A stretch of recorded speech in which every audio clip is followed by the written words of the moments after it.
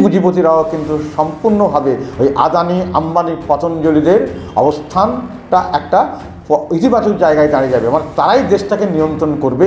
আমাদের কৃষি ব্যবস্থা যখন তাদের হাতে চলে যাবে, চলে যেতে লেগেছে অলরেডি।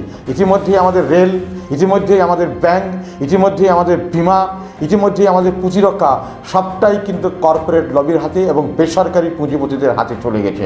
অর্থাৎ পুঁজিরক্ষা চলে গেলে যেমন আমার দেশের সার্বভৌমত্ব রক্ষা হয় না, কৃষিও যদি আমার কর্পোরেট লবির হাতে চলে যায় তাহলে আমার দেশের দরিদ্র সীমার নিচে বসবাসকারী 80 থেকে 85% লোকের অন্নসংস্থান, কর্মসংস্থান একেবারেই হবে না, এ ব্যাপারে কোনো সন্দেহ নাই।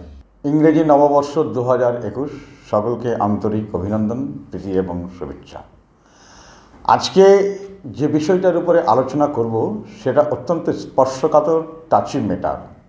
যে বিষয়টা নিয়ে একটা বড়সড় আন্দোলন সর্বভারতের ক্ষেত্রে হচ্ছে এবং আন্তর্জাতিক স্তরেও সেটা নাড়া দিয়েছে, এমনকি রাষ্ট্রসংঘ, কানাডার প্রধানমন্ত্রী দুবার সেটাকে সমর্থন জানিয়েছে। সেটা হচ্ছে 2020 কৃষি আইন। আমরা জানি বিগত বছরের সেপ্টেম্বর মাসে কৃষি আইন 2020 সংখ্যাগরিষ্ঠতার জোরে কেন্দ্রের বিজেপি নেতৃত্বাধীন মোদী সরকার পাশ করিয়ে নিয়েছে এবং তাতে রাষ্ট্রপতি অনুমোদন দিয়েছে। এবং এর ফলে দেখা যাচ্ছে দিল্লির উপকণ্ঠে পাঞ্জাব, হরিয়ানা, রাজস্থান, মহারাষ্ট্র, দক্ষিণ ভারতের তামিলনাড়ু, কর্ণাটক, এখন এই রিসেন্ট দুদিন হলো পশ্চিমবঙ্গ এবং বিহারের কৃষকরাও কিন্তু নাড়া দিয়েছে। এবং রাজধানী দিল্লি সহ ভারতবর্ষের প্রত্যেকটা রাজ্যের রাজধানীও কিন্তু প্রচণ্ড পরিমাণে আন্দোলিত। আমাদের বিশ্লেষণ করার দাবি রাখে এখানেই যে এই কৃষি আইনটা আসলে কতটা জনবিরোধী আর কতটা কর্পোরেট লবি। প্রথমেই যে কথাটা জানিয়ে দিতে হয় সেটা হচ্ছে 2014 সালে বিজেপি নেতৃত্বাধীন মোদী সরকার যখন ক্ষমতায় আসে, একের পর এক আদানি আম্বানি টাটা বিড়লা গোয়েঙ্কাদের জন্য এই সরকার একরকম প্রচণ্ড পরিমাণে নিবেদিত প্রাণ এবং সরকারটা একেবারেই একটা কর্পোরেট সরকারে পরিণত হয়েছে। প্রথমে হচ্ছে ডিমনিটাইজেশন অর্থাৎ নোট বাতিল, তারপরে হচ্ছে জিএসটি, তারপরে হচ্ছে ফরেন ডাইরেক্ট ইনভেস্টমেন্ট, তারপরে হচ্ছে দেশি বিদেশি রাষ্ট্রায়ত্ত সংস্থাগুলো সমস্ত বেসরকারীকরণ, আর সর্বশেষ যে সিলটা এই মোদী সরকার দিয়েছে সেটা হচ্ছে কৃষি এবং কৃষক ব্যবস্থা এবং কৃষক সম্পূর্ণভাবে কর্পোরেট লবির আওতায় চলে আসছে 2020 কৃষি আইনের ফলে। আমাদের এই ভারতবর্ষ বিশাল একটা দেশ, এদেশের 70 থেকে 75% মানুষ কৃষিকার্যের উপরে নির্ভরশীল। আমাদের যে জিডিপি অর্থাৎ গ্রস ডেভেলপমেন্ট প্রোগ্রেস, যেটা ডোমেস্টিক প্রোডাক্ট, সেটা হচ্ছে একরকম কৃষির উপর নির্ভরশীল। কৃষি এবং কৃষি অনুষঙ্গ মিলে ভারতবর্ষের 90% মানুষ এই কৃষি ব্যবস্থার উপর নির্ভরশীল। ইউপিএ সরকার স্বামীনাথন কমিশন বলে একটা কমিশন তৈরি করেছিলেন। সেই কমিশনের সুপারিশ ছিল কৃষিকে প্রথমত লাভজনক দাম কৃষককে ফসলের দিতে হবে, বিদ্যুতের যে ভর্তুকি সেটা দিতে হবে যাতে অল্প পয়সায় কৃষি ব্যবস্থা কৃষক প্রোডাকশনটা হয়, চাষবাসটা হয়। 3 নম্বর যে জিনিসটা বলা হয়েছিল সেটা হচ্ছে জওহরলাল নেহরু থেকে শুরু করে মনমোহন সিং পর্যন্ত একটা পরিকল্পনা নেহরুজি নিয়েছিলেন 52 সালে, সেটা হচ্ছে পঞ্চবার্ষিকী পরিকল্পনা। এই পঞ্চবার্ষিকী পরিকল্পনার ফলে কৃষি এবং কৃষক ব্যবস্থায় যে সবুজ বিপ্লবটা হতো, বর্তমান কৃষি আইনের ফলে সেই সবুজ বিপ্লব হওয়ার কোনো পথ নেই। অর্থাৎ একটা কর্পোরেট লবি একটা কৃষককে যেভাবে হুকুম জারি করবে, সেই হুকুম জারি করার ফলে সে তার প্রোডাকশন বা সে তার কৃষি ফসল উৎপন্ন করবে এবং সে কৃষক ফসল উৎপাদন করার ফলে তারপরে সে আর বলতে পাবে না যে এটা তার ফসল। সেই ফসলটাকে কিনে নেবে কিন্তু দেশি বিদেশি পুঁজিপতিরা এবং কর্পোরেট লবি, এবং সে গোটা বিশ্বে মার্কেটটা তৈরি করবে। আমার আলু একটা কৃষক সে পাচ্ছে মাত্র কেজি পিছু 2 টাকা কেজি দাম, আর অথচ বাজারে যখন একজন কৃষক আলুটা কিনতে যাচ্ছে সে পাচ্ছে 20 টাকা কেজি। আরও দ্বিতীয় নম্বর কথা যেটা হচ্ছে অত্যাবশ্যকীয় পণ্য আইন, যেটা এর একটা উপসর্গ, সেই উপসর্গতে দেখা যাচ্ছে চাল, ডাল, আরও যে সমস্ত অত্যন্ত প্রয়োজনীয় জিনিস, গম, আটা, এগুলো কিন্তু অত্যাবশ্যক পণ্য আইনের মধ্যে পড়ছে না। তাহলে আমার কৃষক যখন ধান প্রোডাকশন করবে সে তার বাজার পাবে না, আমার কৃষক যখন গম প্রোডাকশন বা উৎপাদন করবে সে তার ধান পাবে না। আরও একটা বড় জটিলতা হচ্ছে, বিষ হচ্ছে এই ব্যবস্থাতে, সেটা হচ্ছে ক্ষেত মজুররা তাদের কাজ হারাবে। অর্থাৎ একটা কর্পোরেট লবি যখন জমিতে তার ফসল ফলাবে, সে কিন্তু তার বিজ্ঞান পদ্ধতিতে সে তার ফসল ফলাবে, সে ক্ষেত মজুরকে নাও নিতে পারে। তার ক্ষেত মজুর কাজ হারাচ্ছে, কৃষক তার মার্কেট হারাচ্ছে।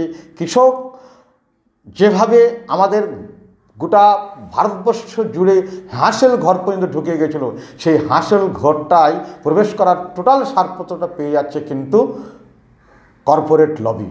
তাহলে অথচ আমাদের এই দেশের মাটিটা কিন্তু হচ্ছে নাতিশীতোষ্ণ অঞ্চলের মাটি, যে মাটির মধ্যে ভালো গম হয়, যে মাটির মধ্যে ভালো আখ হয়, যে মাটির মধ্যে ভালো শস্য দানা হয়, যে মাটির মধ্যে ভালো ধান হয়, যে মাটির মধ্যে খরিফ শস্য এবং রবি শস্য দুটাই সমান হারে হয়, যে মাটির মধ্যে আমি মাটি কেটে পুকুর করে জলাশয় করে আমি মাছ প্রোডাকশন করতে পারি, তাহলে সেই জিনিসগুলো একের পর এক বন্ধ হয়ে যাচ্ছে। কৃষি মার খাচ্ছে, পঞ্চবার্ষিকী পরিকল্পনার কোনো দাম থাকছে না, স্বামীনাথন কমিশনের কৃষকদের পক্ষে যে সুপারিশগুলো, ক্ষেত মজুরদের ক্ষেত্রে যে সুপারিশগুলো ছিল, সেগুলো ক্রমশই হ্রাস পেয়ে যাচ্ছে এবং সেগুলোর আর কোনো দাম থাকছে না। অর্থাৎ কৃষির মধ্যে ফরেন ডাইরেক্ট ইনভেস্টমেন্ট যেমন ঢুকে যাচ্ছে, দেশি পুঁজিপতিরাও কিন্তু সম্পূর্ণভাবে ওই আদানি, আম্বানি, পতঞ্জলিদের অবস্থানটা একটা ইতিবাচক জায়গায় দাঁড়িয়ে যাবে। মানে তারাই দেশটাকে নিয়ন্ত্রণ করবে।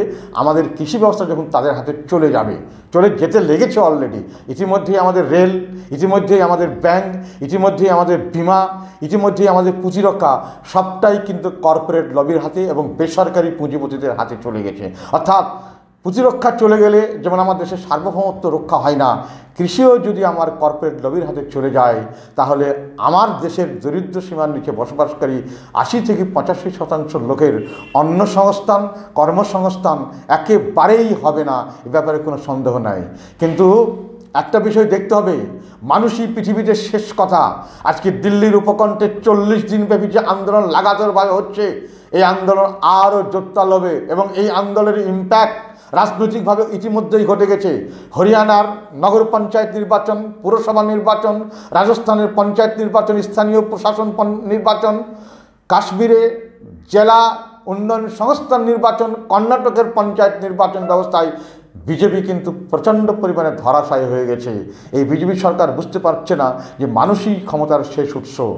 যে 500টা কৃষক সংগঠন ছোট বড় মেলে যে সারা ভারতবর্ষে কৃষক সংগ্রাম সংঘর্ষ মোর্চা তৈরি হয়েছে, যার প্রাণ পুরুষ হচ্ছে একদিকে অমিত শাহ, আরেকদিকে হচ্ছে যোগেন্দ্র সিং যাদব, আরেকদিকে হচ্ছেন হান্নান মোল্লা, অতুল আঞ্জানে ইত্যাদি ইত্যাদি করে প্রায় 2-3টে শর্তের উপর নির্ভর করে এবং কৃষি আইনটাকে জোর দেওয়ার ক্ষেত্রে এই 500 কৃষক সংগঠন যেভাবে একত্রিত হয়েছে দিল্লির বুকে, দিল্লি কার্যত অবরুদ্ধ। তারপরে পাটনা, তারপরে কলকাতা, তারপরে তিরুবনন্তপুরম, তারপরে ব্যাঙ্গালোর, তারপরে চেন্নাই, আবার আসুন পাঞ্জাব, হরিয়ানা, রাজস্থান, ইভেন কাশ্মীরের কৃষকরা পর্যন্ত যোগ দিচ্ছে এই কনকনের শীতকে উপেক্ষা করেও।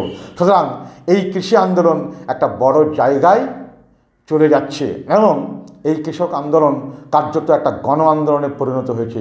পশ্চিমবঙ্গেও পঞ্চায়েত এলাকাগুলোয় মশাল মিছিল ইতিমধ্যেই শুরু হয়ে গেছে। পশ্চিমবঙ্গের রাজধানী শহর কলকাতাতে হচ্ছে, প্রত্যেকটা রাজধানী শহরেও মানুষ এখন রাজধানী শহর থেকেই কৃষক নেতারা আহ্বান জানাচ্ছে আপনারা এটাকে গণ আন্দোলনে পরিণত করুন। এই কৃষক আন্দোলন বলা যেতে পারে দেশভাগের আগে, দেশ স্বাধীনতার আগে হুল বিদ্রোহ, সাঁওতাল বিদ্রোহ, কৃষক বিদ্রোহ হয়েছে। আজকের কৃষক আন্দোলন আরেকটা যেন স্বাধীনতা আন্দোলনে পরিণত হয়েছে। এর পরিণতি কিন্তু চরম এবং ভয়ঙ্কর হবে এবং এই কৃষি আইনকে প্রত্যাহার করতে বাধ্য হবে। কেননা ভারতের সর্বোচ্চ আদালত সুপ্রিম কোর্ট বলে দিয়েছে যে এই কৃষি আইন প্রয়োগ করলে দেশের কৃষক ব্যবস্থা, দেশের কৃষক এবং ক্ষেত মজুররা আরও বেশি মাত্রায় বিদ্রোহ হয়ে উঠবে, তখন সব কিছু নিয়ন্ত্রণের বাইরে চলে যাবে। 3 দিন আগে একটা আশার আলো দেখা গিয়েছিল এই সরকারের সঙ্গে কৃষি মন্ত্রণালয়, স্বরাষ্ট্রমন্ত্রী অমিত শাহ, প্রধানমন্ত্রীর সঙ্গে একটা আলোচনার জায়গা। সেখানে কেবলমাত্র 2টো শর্তকে ওরা গুরুত্ব দিয়েছে, কি যারা আন্দোলন করছে তাদেরকে গ্রেপ্তার করা যাবে না। আর একটা কিছু কিছু জিনিস ওরা অত্যাবশ্যক আইনে শিথিল করছে, কিন্তু সেটা কিন্তু সমস্যার পথ নয়।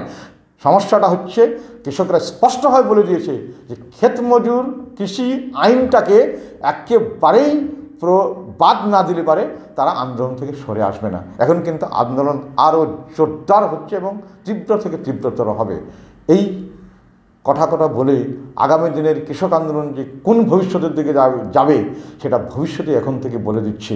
কারণ ইতিমধ্যে রাষ্ট্রসংঘ, ইতিমধ্যে কানাডার প্রধানমন্ত্রী এবং আমাদের এই রাজ্যের বাংলা জাতীয়তাবাদী পত্রিকা বলতে যেগুলো বোঝায় সেগুলো খুব একটা প্রচার করছে না, কিন্তু ইংরেজি পত্রপত্রিকা করছে। এবং আমি যতদূর জানি বাংলাদেশের প্রথম শ্রেণীর দৈনিকগুলোও কিন্তু এই কৃষি আইনটাকে নিয়ে যথেষ্ট পরিমাণে প্রচার করছে এবং তারাও ভাবছে যে ভারতের যদি কৃষক বিদ্রোহ ঘটে তাহলে আমাদেরও তার ইম্প্যাক্ট আমাদের দেশের কৃষির মধ্যেও পড়বে। দাম্পত্য জীবনের সুখ কি হারিয়ে গেছে আপনার? ফিরিয়ে আনুন সেই হারিয়ে যাওয়া সুখ। আজই আসুন কস্তুরী হার্বালে নারী ও পুরুষ উভয়ের শীঘ্র পতন, ফিস্টুলা, স্বপ্নদোষ, আমাশয় সহ বিভিন্ন গুপ্ত রোগের চিকিৎসা সফলভাবে করা হয়। নাম লেখানোর জন্য ফোন করুন 9126999196। ঠিকানা ঘটকপুকুর ব্রিজের সম্মুখে, মসজিদ ও মাদ্রাসার সামনে।